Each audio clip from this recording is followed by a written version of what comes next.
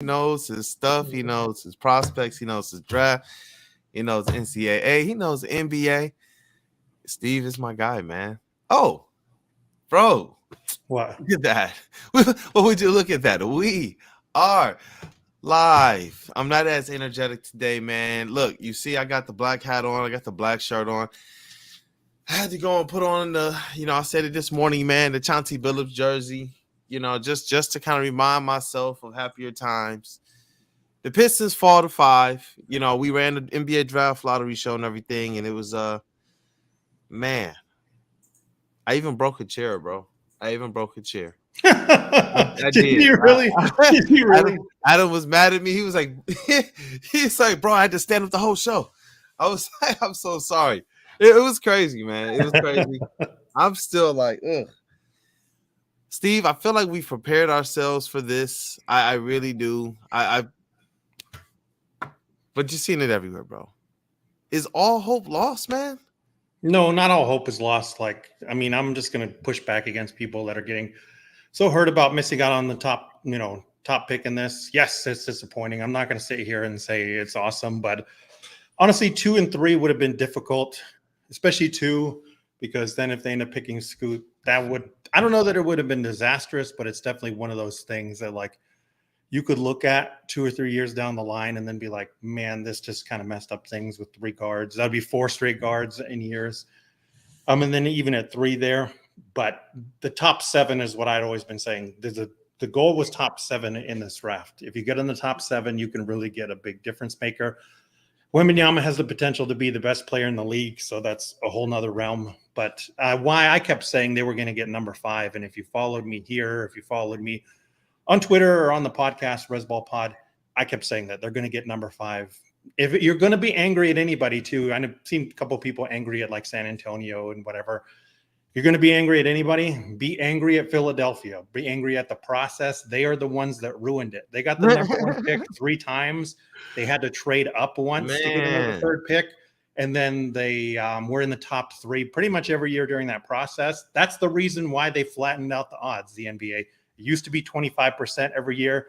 Then they had to flatten it out to 14 because of that. That's who you should be mad at. The Spurs, I keep seeing people saying it's rigged or the Spurs. Of course they got it.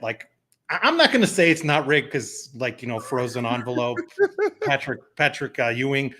There are those things that just seem to happen. It seems to be a little bit too coincidental, but San Antonio is also brilliant at every single part of their organization. They know when to play the game as well. They know the prospects coming on down the line. Again, they've been so against tanking for so long. Magically, they decided this was the year that they're just clear the deck. DeJounte Murray, we don't care where you go. Just send him off. Try out these different things. We don't have a point guard. We send off our center, whatever. They know now with the flattened odds, you can't be in the top 3 every year because that actually lessens your ability to get into that top 3. You just have to do it once or twice because that's the way the odds work now, right? And every year it's not going to be these people in the top 3 because it's 14%. 47.9% odds were what the Pistons had for number 5, and lo and behold, that's where they ended up. So again, if anybody, be mad at Philadelphia. They're the ones that ruined it, specifically for small market teams. Now small market teams have a harder time. If you're going to do a long rebuild like the Pistons are doing now, it's going to be a lot harder to do it and to get in the top 3 every year because the odds are so much shorter. And then the odds of repeating getting in the top 3 are even less because the odds are less than they were before. Now watch them go ahead and change the rules now after it screwed the Pistons. After it screwed the Pistons. We won't benefit from this. But you know what it's really doing, what the NBA is doing? They're putting the emphasis on the NBA teams to hire the right people. You know what I mean? Don't just have the players' friends in there. Don't just have, this kind of, even a content creator in there. Hire the right people. Aim for success. Get the best people in there, no matter who they are, even if they are a friend or a content creator. To make sure that these franchises are getting the best, because we do see some of these top, players in the league right now that have gone, between 6 and 15 in the draft.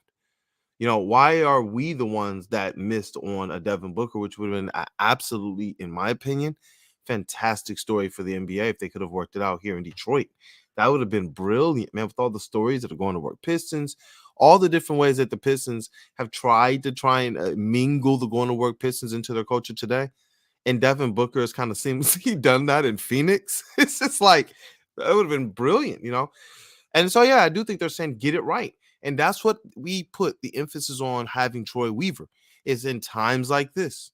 Last year, we got number 5, right? We said we're going to need this man to go out there. And everyone said, oh, number 5, Jaden Ivey failed some. The Kings, then blah, blah, blah. And we needed that to happen. Then he went out in Jalen Durant. You know what I mean? We forget Jalen Durant was just taking 13. And do we know if Jalen Durant would have even been taken there? If the Knicks weren't there and already had kind of like a backdoor deal with the Pistons, we need that Troy Weaver to show up this year. We really, really do. And from that perspective, I don't believe that all hope is lost. I don't. From a couple different perspectives, you know.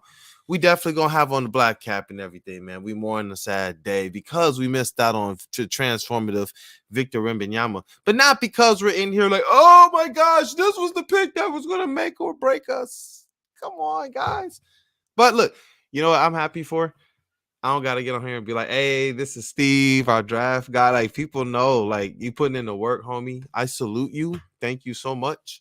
I want to make sure every time I can, I get on here and I pay you some respect, you know, because it's not just that he's doing a great job with the content, the draft and the prospects and making sure a lot of us have, you know, the best information, but it's that he's doing it in between a whole bunch of other stuff, man. What would you say? He was grading papers in and still fighting through the dissertation and everything. It's just like, man, bro, like respect. I'm so grateful. It's been a few years now we've been doing this specifically. I feel like, and even beyond that, a lot of support behind the scenes. So respect to you, Steve. You deserve the flowers, man. I wanted to wait till a couple more people got in here.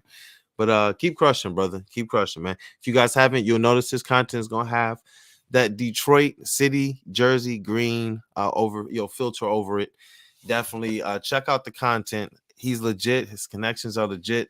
He's been bringing on some pretty nice people from Draft Digest, among others. No ceilings, among others, man, to the channel. So, hey, we're looking to grow and really, really bless you guys with the best Pistons basketball coverage. And I just want to say some what's ups.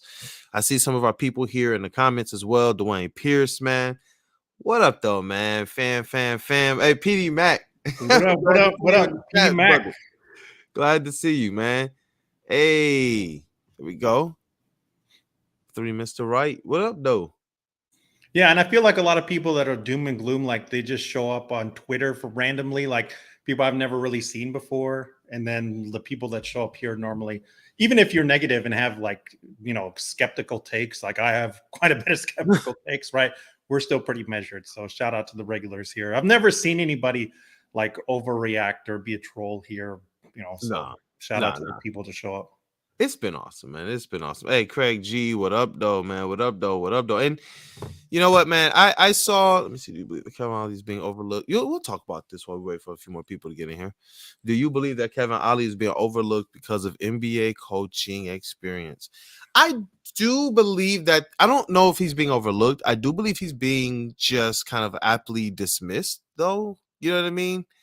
Like, I think that people are just dismissing him because he doesn't have the NBA coaching experience. Well, I mean, if you want to keep it real, if you have a job opening and you want somebody that's worked in that same position at that same level, like he's the one with the resume that's least qualified, right? Like, think about it.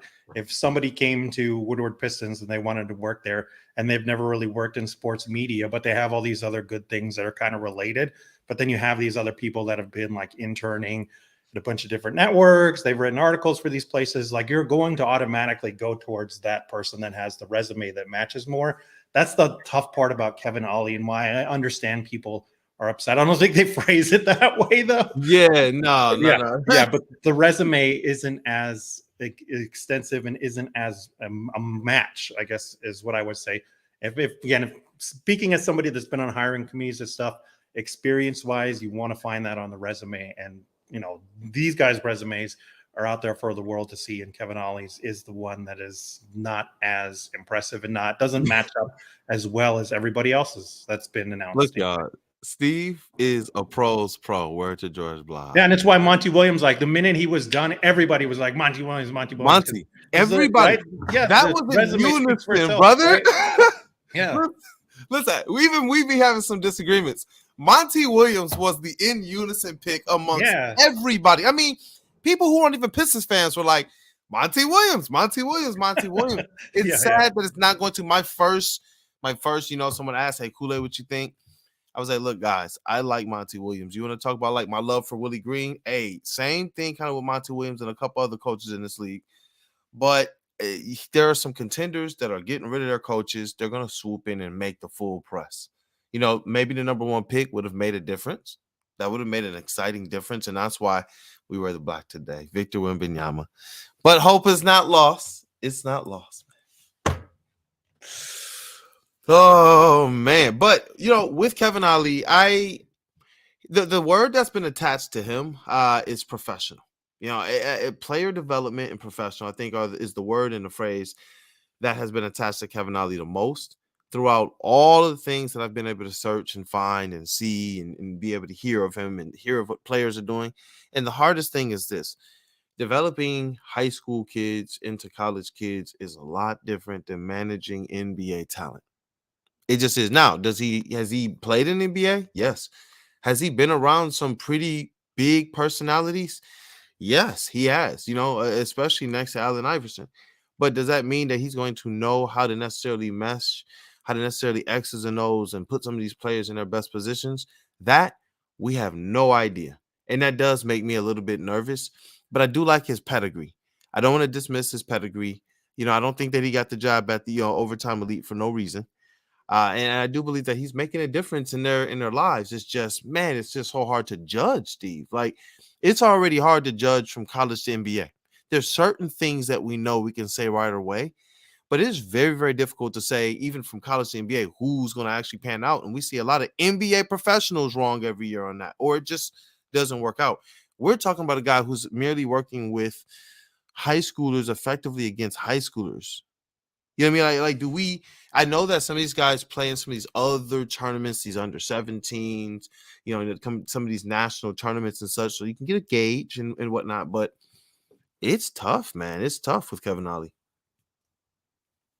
I agree with you. Yeah, for sure. So, I mean, we'll see what Monty Williams to the Bucks makes the most sense to me, though. If he wants that job, I think he'll get it. But we shall see. There's the connection between him and Troy. You can't undersell that. And a lot of people have made the argument of like, they've made this argument of like, if I were Monty Williams, I don't know that I want to jump directly back into another job in the Bucks where, like, if I don't make the finals in the first 2 years, I'm pretty much fired again. Maybe he wants more long-term security. Maybe he might be burned out in coaching too. I mean, he's been through the ringer the last couple of years. So all I know is he's probably trying to make sure the team he gets hired on next does not have any interest in DeAndre Ayton. Bro, think about that. We were just sitting here before last year's draft, wondering and pondering about DeAndre Ayton and the Pistons and all of those rumors and that noise and news. And realistically, what we learned is that everything we hear is nothing that Troy Weaver is involved in. We never hear what he's involved in. It just happens. It's just like, what? Where? Where was the news? Where was the rumors? Where was the noise? We sometimes hear of the teams he's flirting with, but we never really quite hear of the people that he's in love with unless he just comes out and says it. Like, we know now that he loves Jeremy Grant. We know that they are actually loved with Jevin Carter. Well, I mean, in fairness, his comments on loving centers gives that part away. So. Yeah. But look, man, tell the people why all hope isn't lost. We got to get there, man. We got some people in here. Tell the people why all hope is not lost. Pistons are at number 5 right now. We've covered things. You've covered things. We kind of knew what was going to happen. You've been stating all along this draft is rich, even though it's not star heavy. It's talent rich. Why is all hope not lost, Steve? They need wings. The Pistons need wings, and everybody in this range is a wing that could be a very good defender, or at least a good wing defender on there. I think there are 7 names in this range that they should really consider. Amen Thompson, I'll speak on a little bit. Most people think he'll go number 4 to Houston. That makes too much sense to me as well. Houston either, Portland's the wild card at number 3. It's been reported already they want to trade that pick. So I don't know who's going to jump up. It seems like Toronto or Minnesota would be the first ones of like the teams that could do that, Toronto probably makes the most sense. But again, they probably would get Amen or Scoot. That's who you're probably jumping up for. At number 3, assuming that Charlotte takes Brandon Miller, I'm just gonna assume the top 4 is going to be Wembanyama, Scoot, Brandon Miller, and Amen Thompson, because 2 of the top teams need point guards. Then that just seems to make too much sense.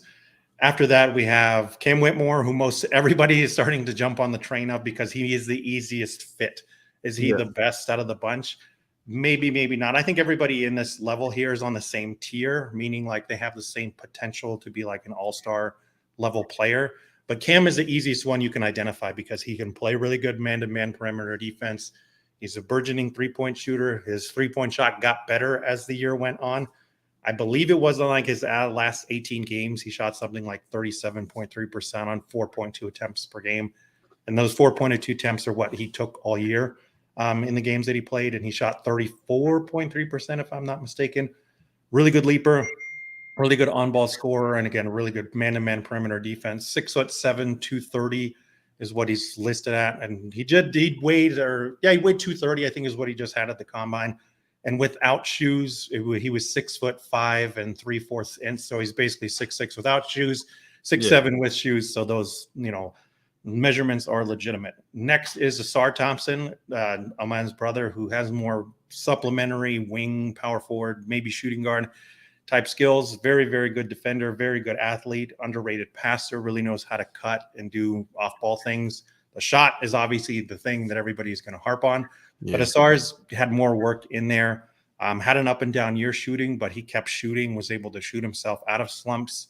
The last 5 games at the overtime elite in those playoffs, he shot 38%, 38.5% on 7.5 attempts per game. So it's nice to see him close out the year strong.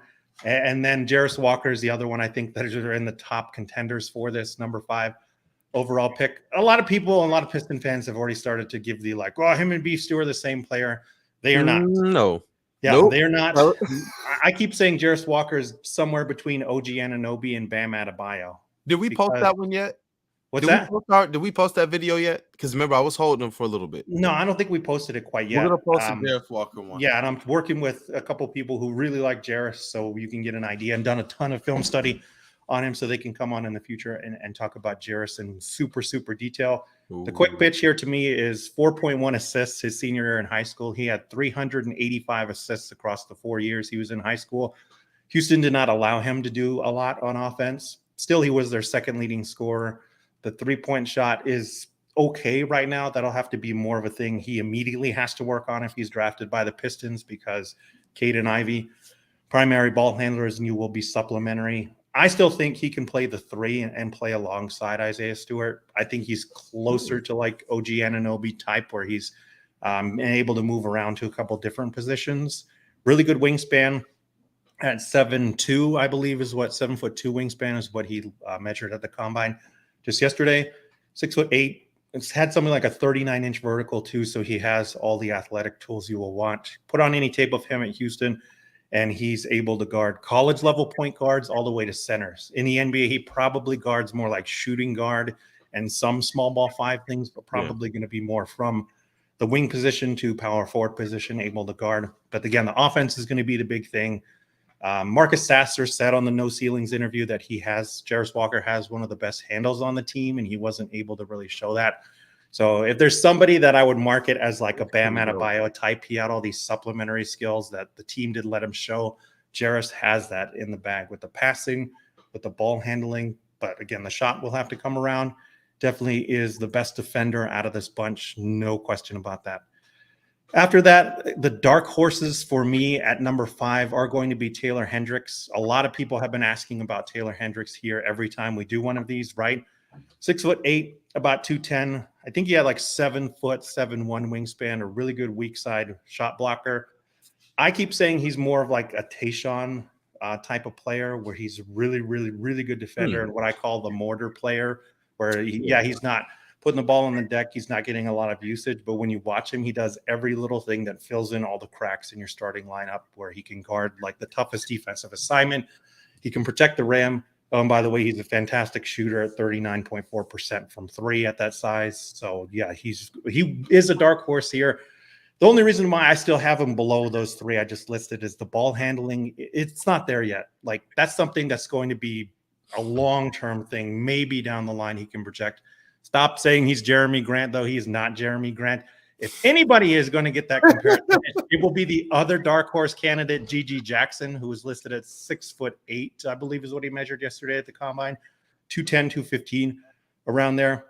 6'11" wingspan, legitimate shot creator at that size. He can get off mid-range jumpers. He has a really good three-point shot. Needs to be more aggressive getting to the line. Feel and IQ things are going to be the main thing for Gigi. He has all the talent in the world, but man, he was on the worst situation probably out of anybody last season, and out of these top prospects at South Carolina, where that team was just so bad. It was my most frustrating watch. I love Gigi, but every time I watch the South Carolina games, it was like, oh, they didn't have floor spacers. They didn't have like point guards to give Gigi easy shots. And both with he and Cam Whitmore, I know the assist numbers are concerning, but both of them played on teams where, like, if you just watched the games, like nobody was passing. The top playmaker on Villanova's squad had 86 assists. Everybody else had like 56 or below.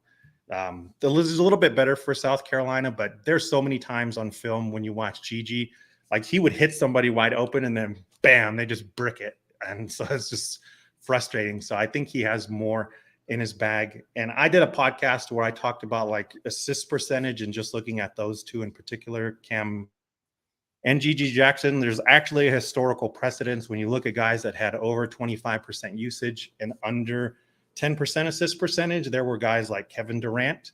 There were guys like Carmelo Anthony. There were guys like TJ Warren. There were guys like John Collins that had that profile that ended up working out. And the through line for all of them and what connected all of them is what connects them to Cam and Gigi is that who was the better option on that team? Like they had to take up the majority of the offense. They had to do a lot of heavy lifting. Otherwise, their teams wouldn't have scored or their teams wouldn't have been successful. So, again, there are 7 guys here in contention at the number 5 pick the Pistons have. Cam Whitmore is the top one most everybody wants. Jarace Walker right behind him. Oscar Thompson. We also have Gigi Jackson and Taylor Hendricks as the dark horses there. Amen sneaking in a little bit there. We shall see if he does indeed go number 4. But I guess that's 6 guys. I don't know why I said 7. Yeah, and you know what? I keep feeling like someone's gonna fall to the Pistons just like Jaden Ivey did. We got I listen, man. The only reason Jaden Ivey fell is because he didn't want to play in Sacramento. That's the only way that will happen, in my opinion. The Hornets are gonna Hornets. Something is gonna happen, bro. I'm feeling the mojo. I had to put this back up here before I get into this next kind of phase of why all hope isn't lost. It just kind of made me laugh, man. Doug, shout out to you. He said he used every lucky charm he had, man. But look, all hope is not lost. All hope isn't lost.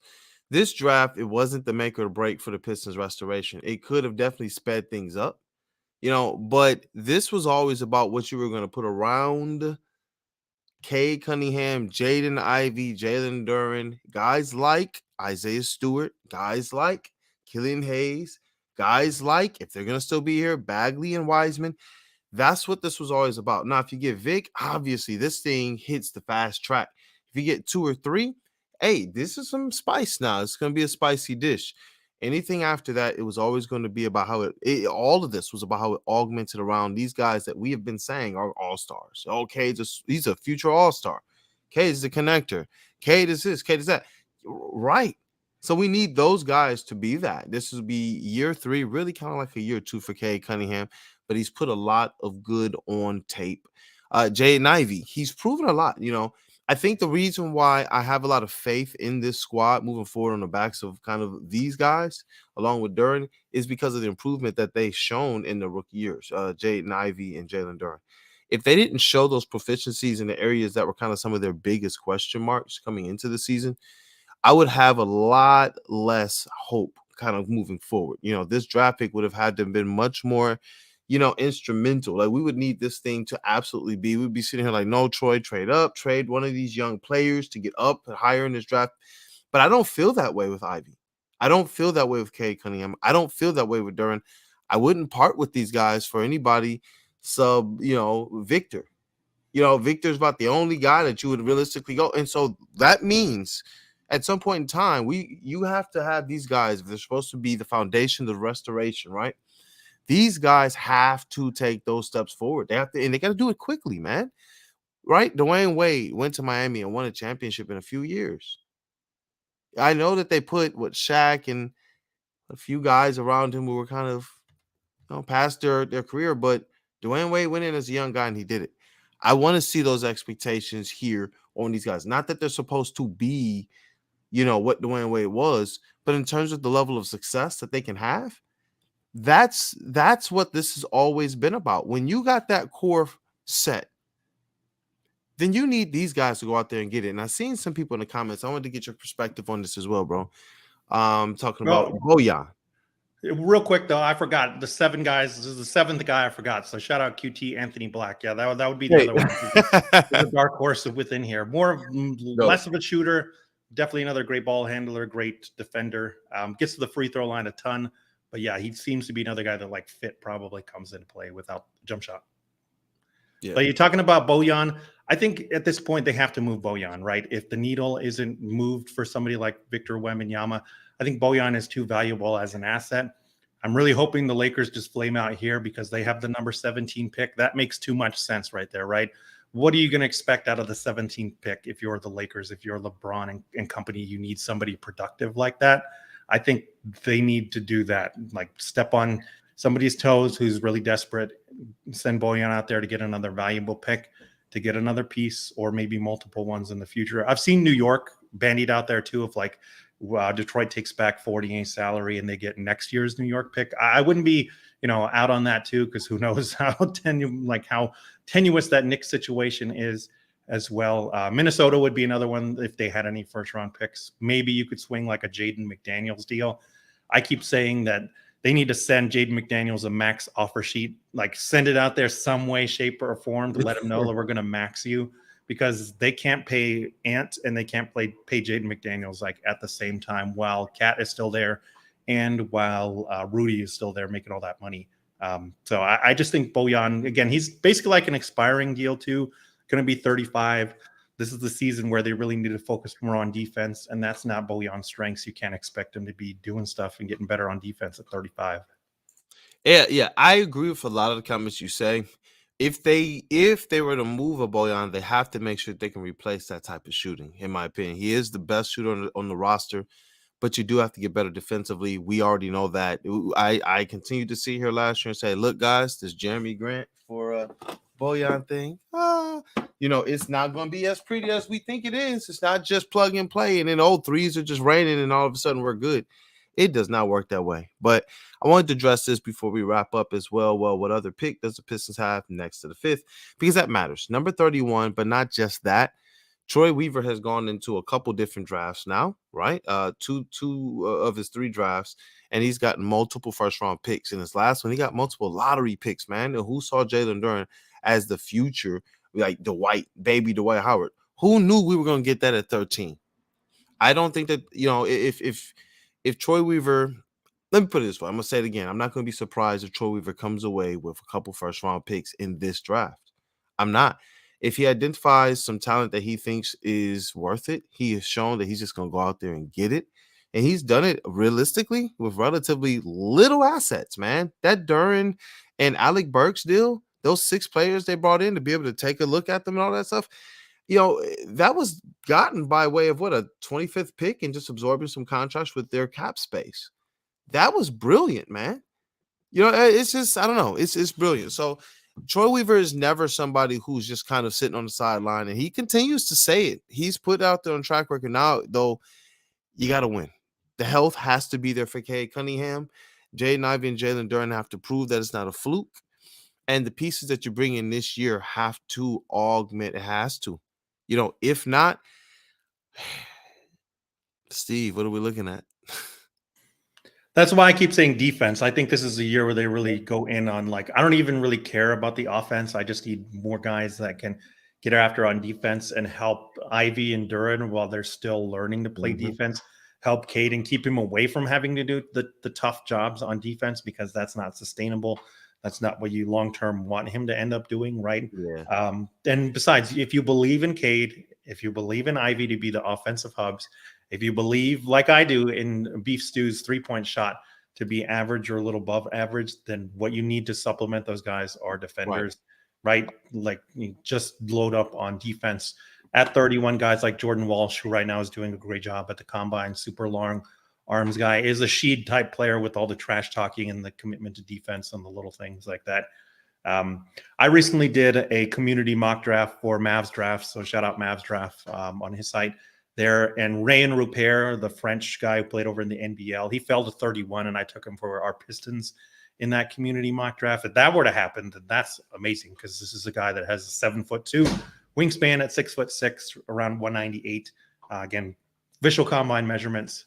That's what they really need, because this is the time when they have to start committing to defense and surrounding the guys that they have already, who seem to be good shot creators, good creators for others. Even Duran, who the passing seems to be something they should be working on more.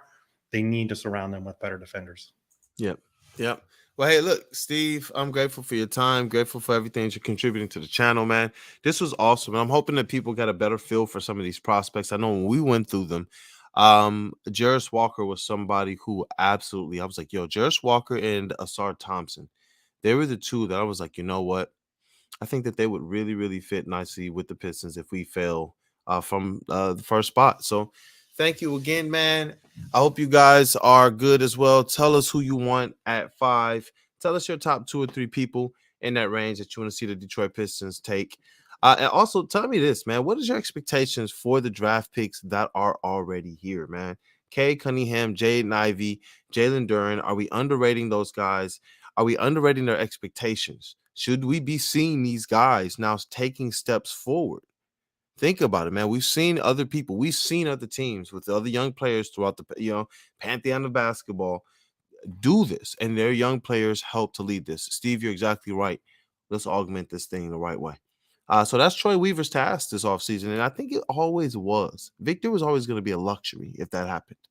Now it's about going out there and augmenting the right way. If Troy Weaver is who we think he is, he's going to get the job done. So any last words, brother? Let's just celebrate that Victor is not in the East and that he did not go to a trash organization like Houston or Charlotte, like somewhere that is going to use him and appreciate him. Look at that, man. The silver lining Kool-Aid. I like that. You know what? Thank you guys for being here, man. Thank you guys for being here. Hop on over to the heavyweights. I'm actually going to be on there today. Love you all, man. Definitely. Till next time, you all.